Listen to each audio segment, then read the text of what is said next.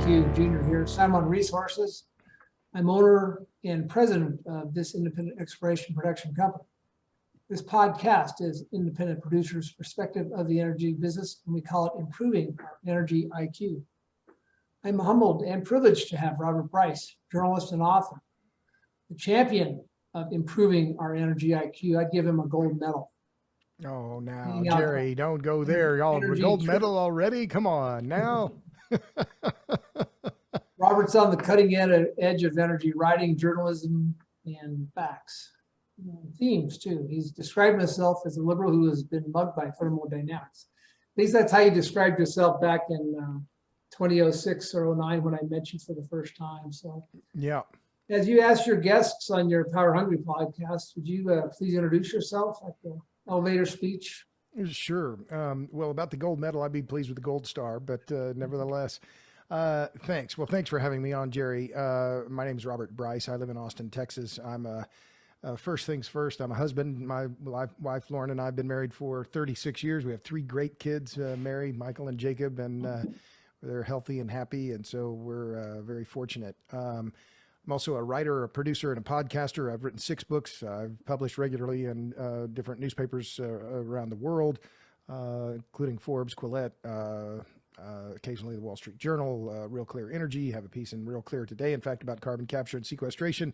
My podcast is the Power Hungry Podcast. You can see the that screen, the Power Hungry Podcast. That's my podcast. We're on YouTube as well. And then I'm the co-producer of a film called Juice, How Electricity Explains the World. We went around the world looking at the world through the lens of electricity, and it's on all the major streaming platforms. So there's plenty to talk about in the energy and power businesses these days, and I consider myself very fortunate to be involved and to write about it, because these are the world's biggest and most important industries. Well, it's great to talk with you. I feel like you're up here at this level, and it's your job. I have a curiosity about this. I started actually we called it the San Juan IQ in the middle of COVID, which was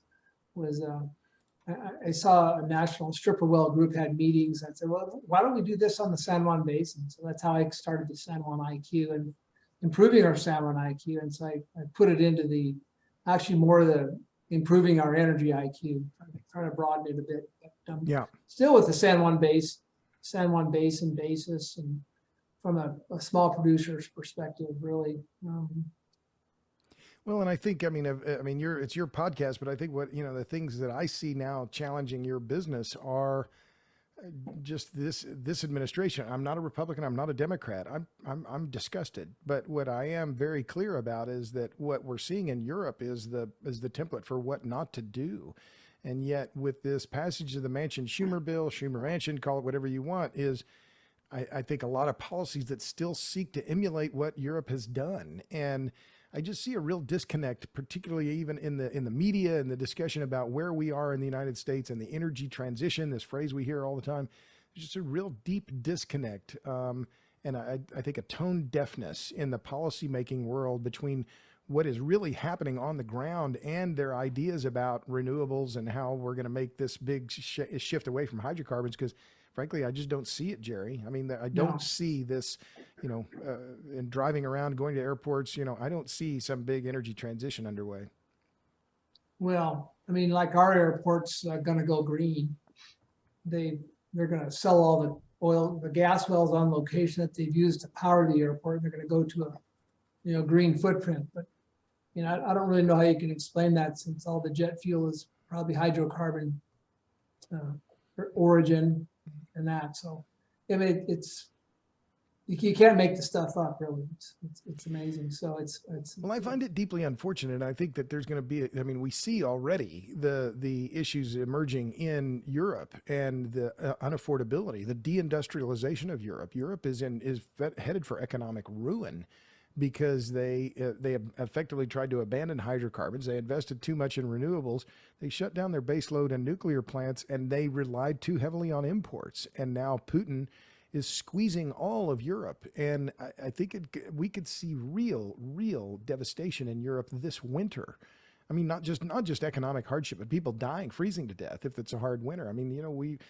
it's a very stark reality on what is happening now globally. And I don't, what is to me is deeply depressing is the lack of understanding or acceptance among the main policymakers here in the United States to understand what the threat is and how dire it is. Well, what's it going to take? I mean, you know, I'd listen to your podcast and others talk about the Texas freeze was millimeters away from having a hugely catastrophic event of system failure. Would have taken month or maybe months to get that back in place had that thing fallen apart.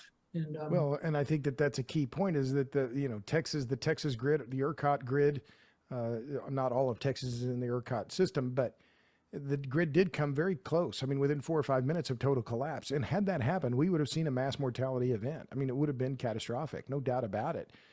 But what happened in Texas? We relied too heavily on renewables. There were $66 billion spent on renewables in the years before the blackouts and before the blackout. And yet that's never discussed, right? It's, it was the gas industry's fault. Well, okay, I understand. There were some of the problems with gas delivery. There's no doubt about it.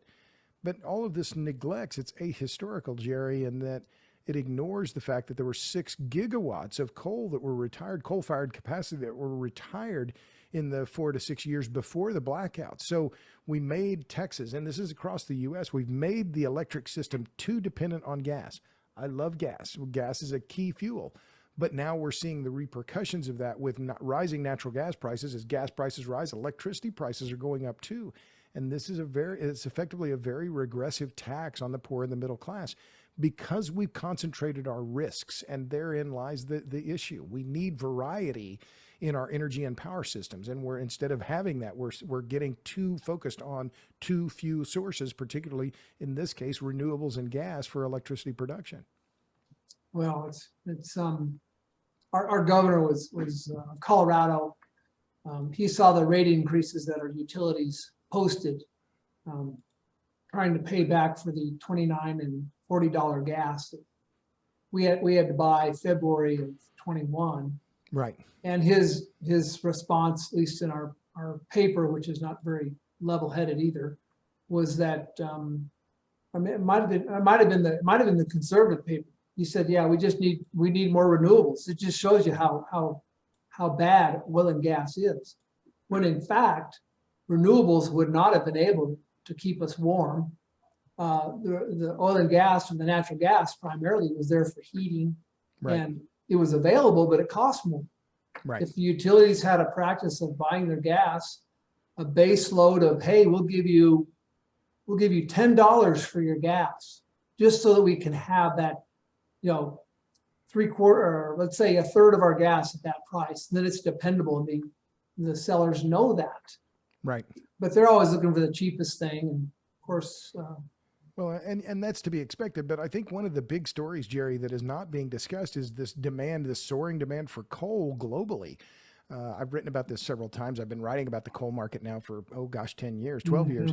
But I'm just looking at at tradingeconomics.com, which is a great website if your listeners want, to get more immediate data on commodity prices. Great data there. But so today, the Newcastle coal marker, this is the thermal coal out of Australia, is at $371 a ton.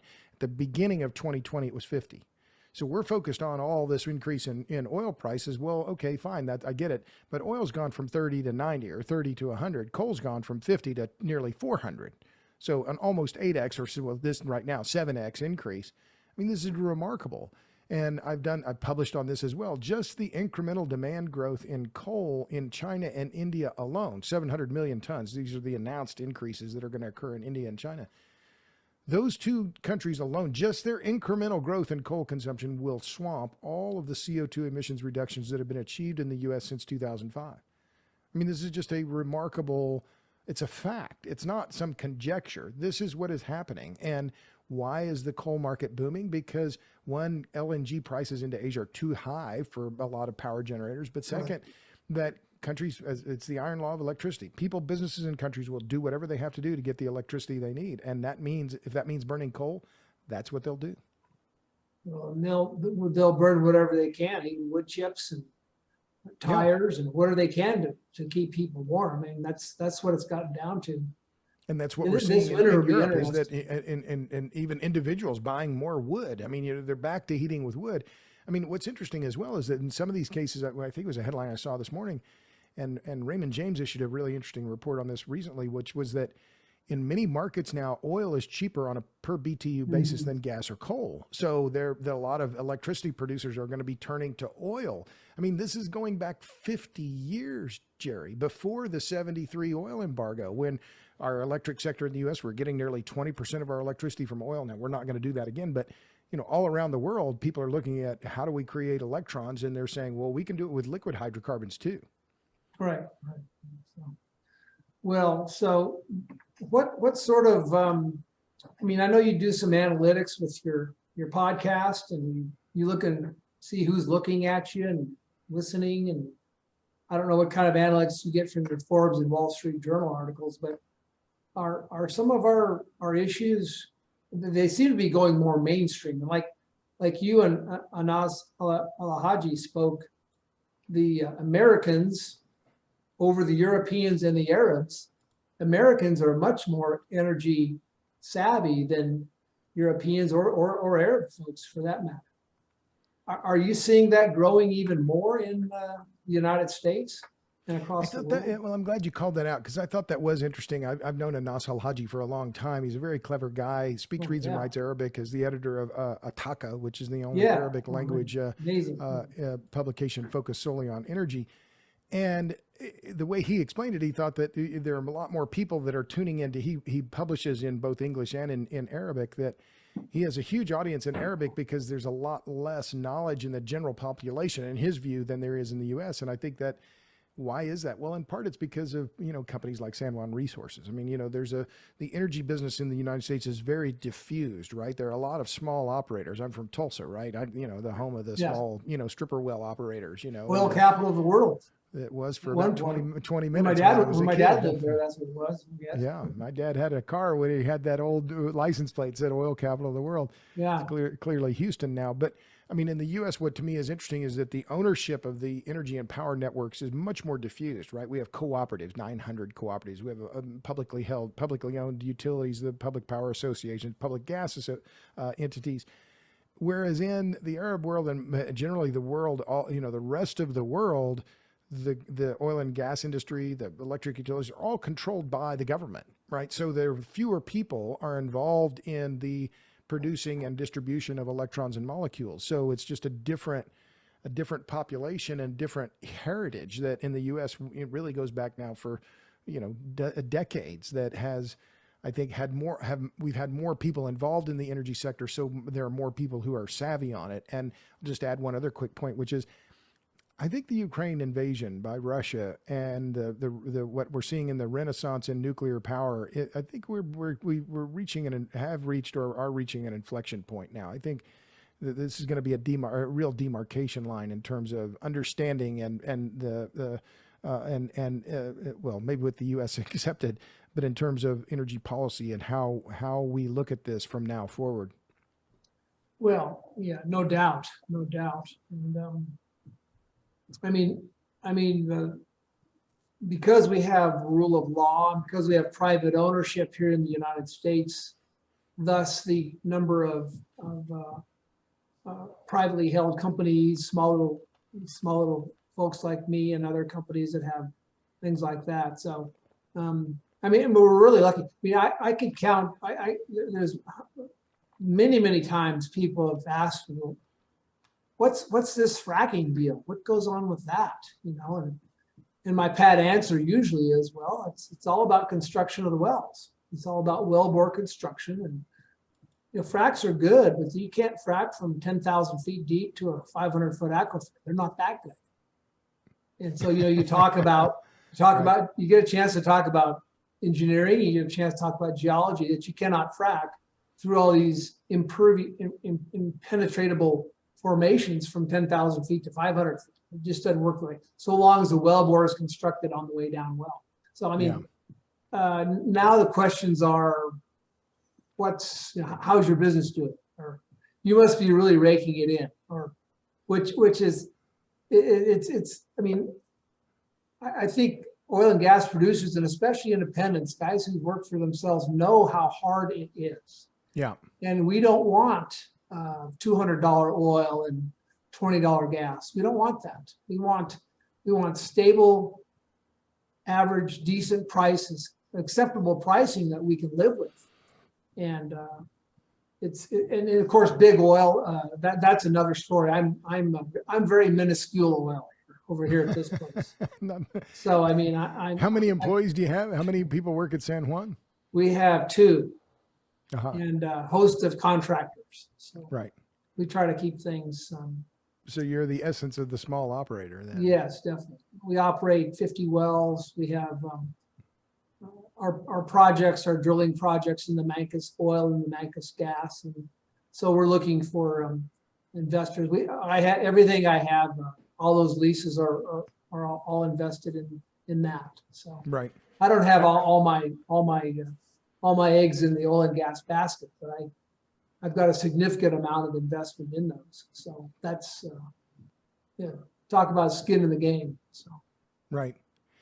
Well, I don't know what other issues you want to focus on, but I think what I see in terms of your networks and what is going on in the oil and gas industry is really an almost impossibility of building more pipelines. I mean, it's just become, I mean, it's not just oil and gas pipelines. There was an article in the Wall Street Journal, I believe it was yesterday, about the friction facing a proposed CO2 pipeline in Iowa, right, from an ethanol plant, and trying to, just the way I put it is, I think the energy networks we have now, the electric grid and the gas grid and pipeline grid that we have now is the grid we're going to have, because the land use conflicts are going to, and by whether it's local farmers, local ranchers, or climate activist groups that are saying, oh, we don't want these, additional hydrocarbon projects of any kind, pipelines or whatever.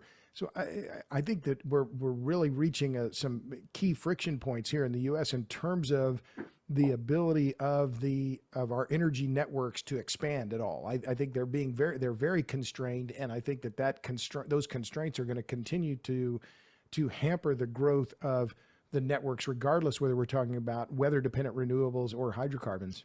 Right, I agree. I mean, we have one of the great things about the San Juan Basin is we're a 100-year-old basin as of last year, and we have a good amount of pipeline infrastructure.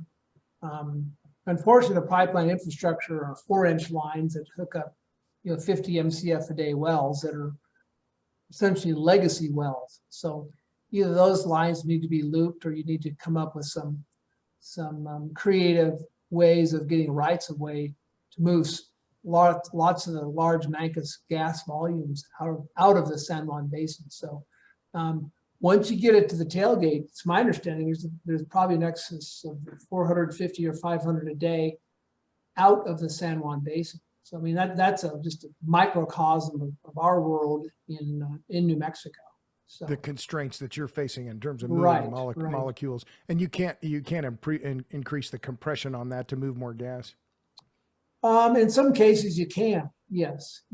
There's a private line running through one of our projects, and they can bump it from 50 to 125 a day just by doing some compression. And it's already designed that way too. Right. But if the wells in the area start off making 18 million a day, that line fills up pretty darn fast. So sure. You can only have a handful of wells. Right. And but then again, that's as we think there's opportunities for the other companies to work with the surface management agencies, and it's all federal. Some of it's Forest Service land, and some of it's BLM service lands, BLM land. So it varies. So talk about. I'd heard that you had testified in front of the United States Senate more recently. Talk about that. I did. Thanks. Well, I was flattered to be invited, and I paid my own way. I'm proud to, if the government wants to hear what I have to say, well, okay, then I'll tell me what time I'll be there. But yes, last November, I testified before the Senate Energy and Natural Resources Committee, which is chaired by Joe Manchin. And I talked about some of the things I've just mentioned here, which I told them in November. My message was very simple. I said, do not follow Europe's model. Well, the U.S. cannot follow. It's a ruinous and disastrous model. And what did Europe do? They overinvested in renewables, underinvested in hydrocarbons. They shut down their baseload coal and nuclear plants, and they relied too heavily on imports. And we've seen the disaster, the carnage that has caused. And unfortunately, Jerry, I don't see that there's any quick fix here for Europe at all. I mean, No. Britain still hasn't repealed their frack ban. They need to get some drill rigs over there and some roughnecks, and they need to bring them from Texas and Oklahoma and New Mexico and get them over there and get them drilling. But Need to get some muscle memory. They're not going to do that from a dead stock. but they're from a dead Take them a stop. while. And so the possibility that they're going to get the kind of momentum needed to produce enough molecules to make a dent in this massive demand that they need to fill, it's going to be incredibly difficult. But I don't see the kind of momentum now that, Boris Johnson has resigned and they don't have a new prime minister. And so the UK in particular, which has enormous shale resources, if they were get after it, they're not doing that. And so I just see a lot of pain potentially coming in for Europe. But back to the testimony, I filed it. You can find it on the Senate website. You can find it on my website, robertbryce.com. I worked really hard on on presenting the facts about what is going on. And we have a friend, John Harpel, mutual friend, John Harpel. He's been on the podcast several times. His podcast that we did about talking about Vladimir Putin and Russia is one of the most popular podcasts we've ever done. He and I talked about that before I testified about the closure of fertilizer plants in Europe, and more have closed since then. So the other shoe that's dropping now, unfortunately, we've seen the precursors in Sri Lanka and elsewhere, but the probability of serious famine around the world due to not just reductions in grain flows out of Ukraine and Russia, but also because of the reduction in fertilizer output. And of course, fertilizer is made from natural gas. So this myopia, this tone deafness, this inability to understand the importance of energy and how its importance reverberates throughout the entire economy, from transportation to food, Europe is paying a heavy price, and because they bought this absurdity that they could run their economies on renewables and that they could rely on Russia. Well, they bet wrong, and It was a commercial peace dividend, as if hey, we're buying your gas, we're gonna kumbaya here, it's all gonna be great, we're all gonna live together in commercial success. Yeah, and Putin is making as much money off reduced gas flows as he was, selling the full volume. So, he doesn't care. And I think there was just a fundamental misreading by the Germans in particular about Russian history and what that means. And, they're going to be reliable partners. Well, they're reliable until they're not. And they didn't hedge their bets. And you combine that with this foolishness, or that the Green Party has forced off all this nuclear capacity. You just left Germany in a vice that they cannot resolve anytime soon. And it could be just devastating to their industrial economy and their entire economy, and therefore the entirety of Europe.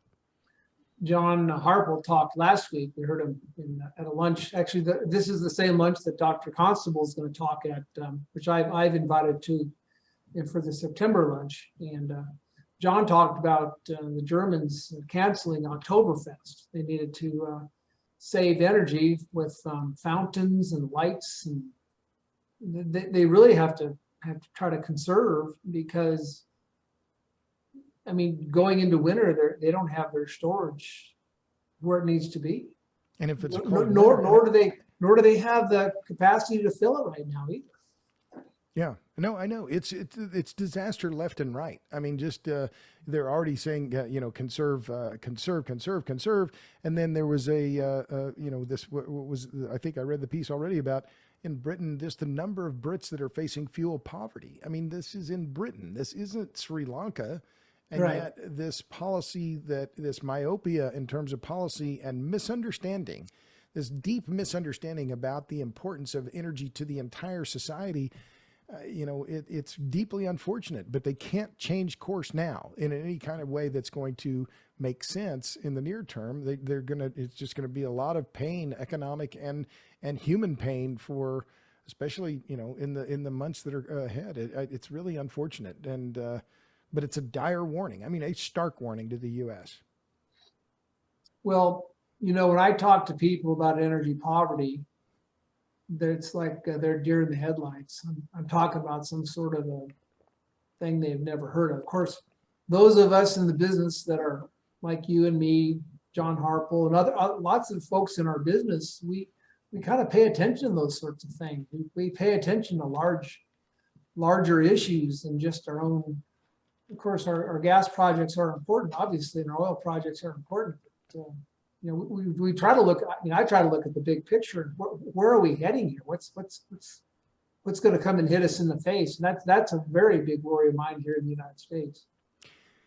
Well, a couple of quick thoughts. One is that first, I think the U.S., for all of the problems we have, and there's all this celebrating on the among climate activists about the Manchin-Schumer bill or Schumer-Manchin and the rest of it, $370 billion on a lot of projects that aren't going to make any difference. Hydrogen, carbon capture, a lot of these things that are, feel good, I like the hydrogen thing. Anas said everyone likes to talk about it. What did he say? It's the project that's always going to be getting proposed and it's always got potential or something like that.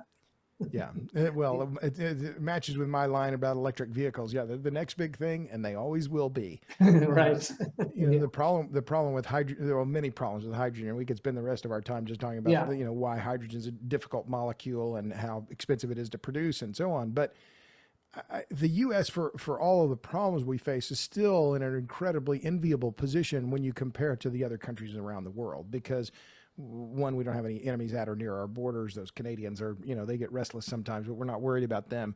But also we're still a huge producer of and we're not self-sufficient, but we produce nearly all of the energy we need. We do a lot of trade, but so the U.S. is still in a pretty good position.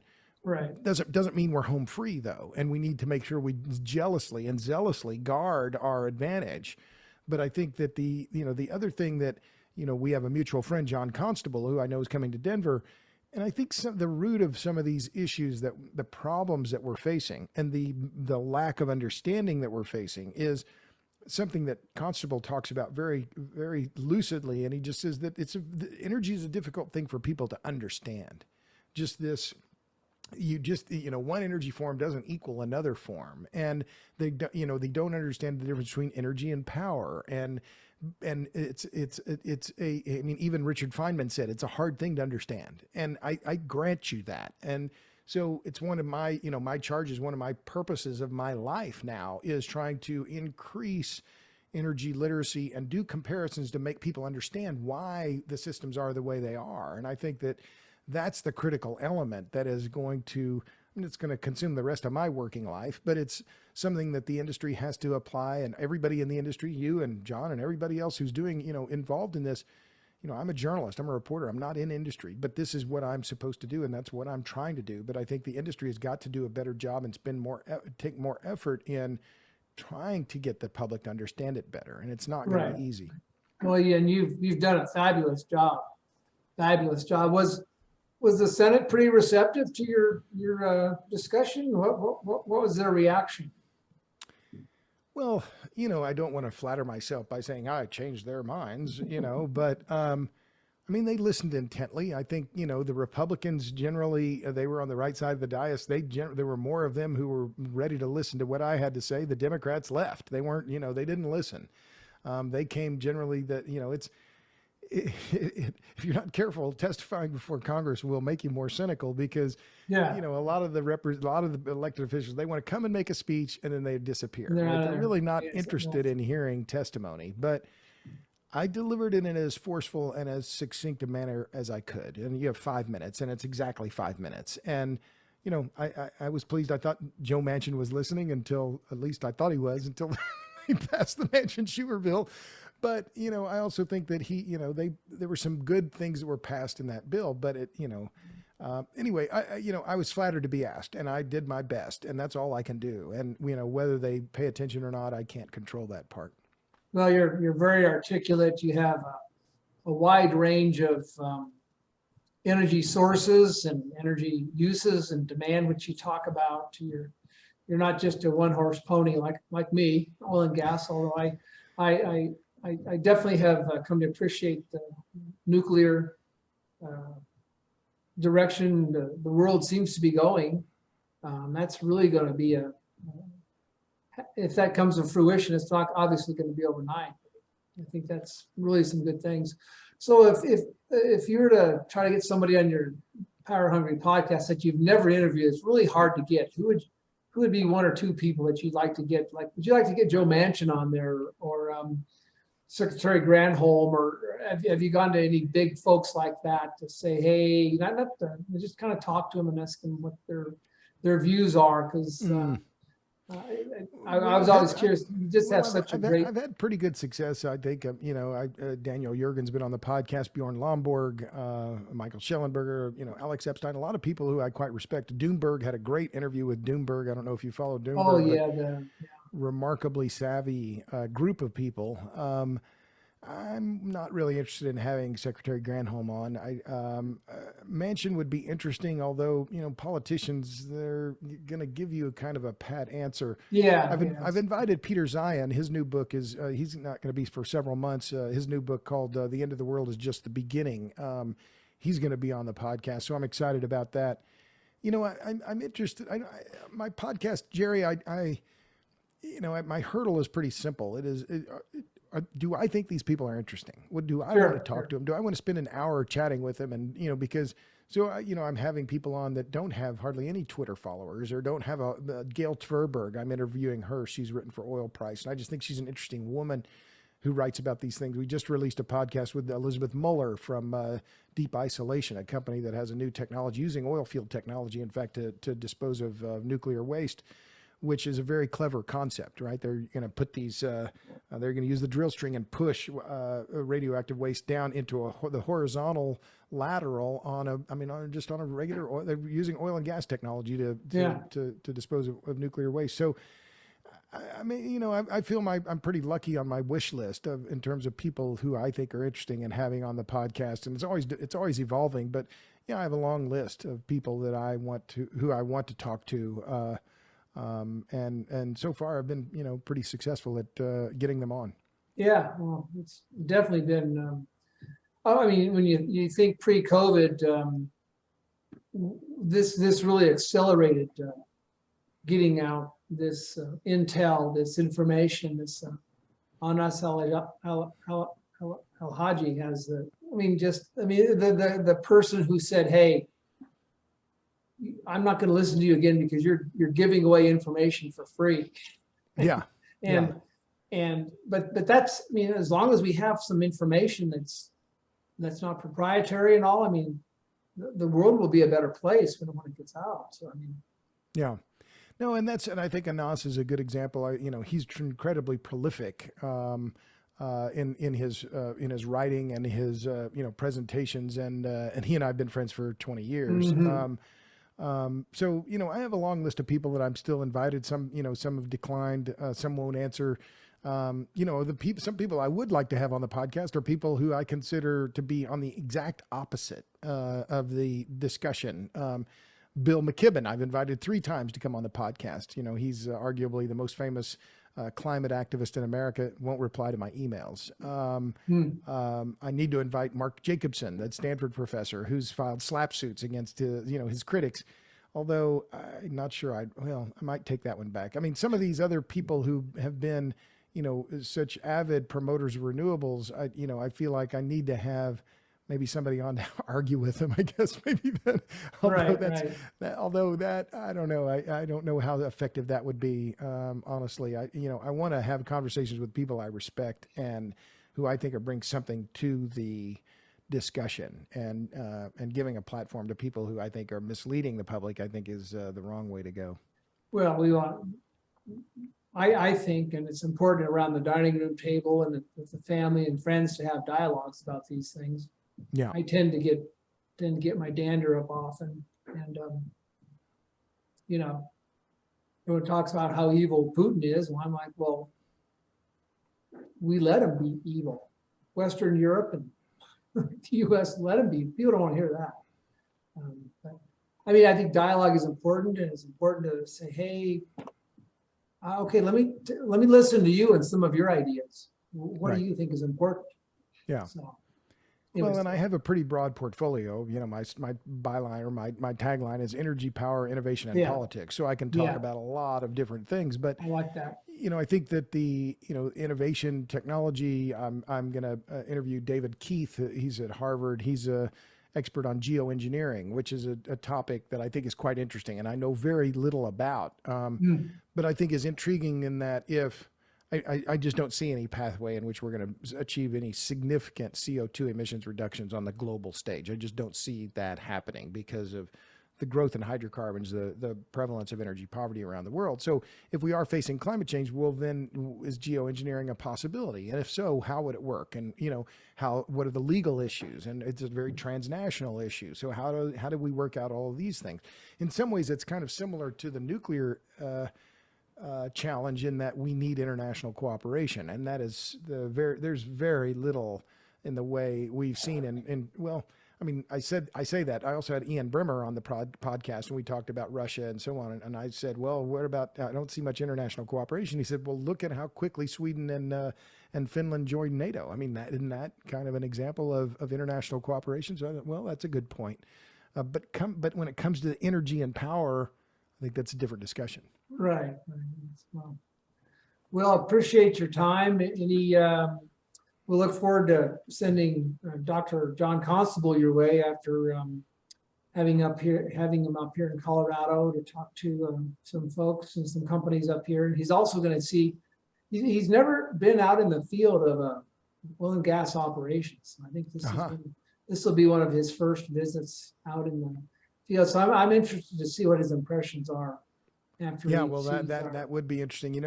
I have a lot of regard for him, and he's been a very popular, his episode that we recorded, and some of the things he's written are just really clever. I mean, and in how he thinks about energy and power. And one of the most interesting phrases that he uses is thermodynamically competent, because he's referring to energy return on energy invested. And I think that's such a key phrase and key a dense two words, right, together, thermodynamically competent, that we don't want to waste our efforts on biofuels and renewables because they're not thermodynamically competent, full stop, right? They just can't meet, they require too much input, right? Too much energy, too much resource, et cetera. So, I'm flattered to be invited on the podcast, Jerry. Thank you. Your people can catch up with me on my podcast, the Power Hungry Podcast. My website is robertbryce.com. Our film is juicethemovie.com. We're on the web. I'm pretty easy to find on the Google, but I love this stuff, and I appreciate you. Thank you. And you're doing a new film too with. That's where you're going to interview Dr. Constable. Yes, I'm working on a new film. It's called "Burning Down the Grid," on why the electric grid in the U.S. has become so fragile, and we're going to interview Constable to talk about what he sees in Europe and why Europe is such a clear warning for the U.S. And talking about what effectively how we got Enron, and this is what happened. Well, and as he says, if you hate big oil, you're gonna really hate big green. That's one of his. That's one of his quotes as well. So yeah. Well, thank you very much, Robert.